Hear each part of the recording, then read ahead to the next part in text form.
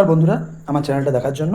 এবং তোমাদের আজকে যে ইনফরমেশন দেবো, মানে তোমার থাম্বনেল থেকে বুঝতে পেরেছো যে একটা ডেট ঘোরাঘুরি করছে যে 2024-এর নোটিফিকেশান নাকি 4ঠা এপ্রিল থেকে শুরু হবে, মানে ফর্ম ফিল আপ 4ঠা এপ্রিল থেকে শুরু হবে।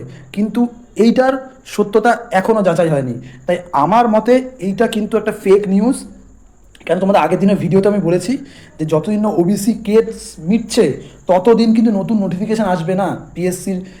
আমি যে স্যারের কাছ থেকে খবর পেয়েছি সেই স্যার বলেছে, এবং অনগোয়িং প্রসেসগুলো চলতে থাকবে।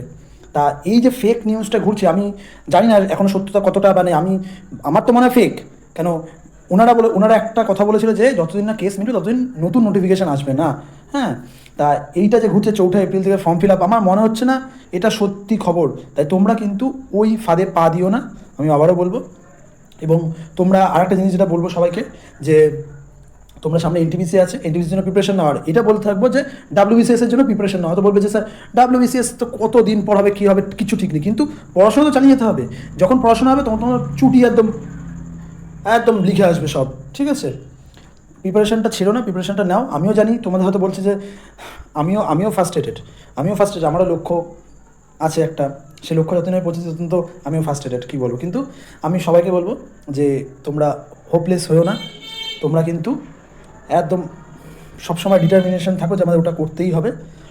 এইটুকুনি ইন্সপায়ার করতে পারি। আমিও একজন অ্যাসপিরেন্ট, আমিও তোমাদের যেভাবে ইন্সপায়ার করছি।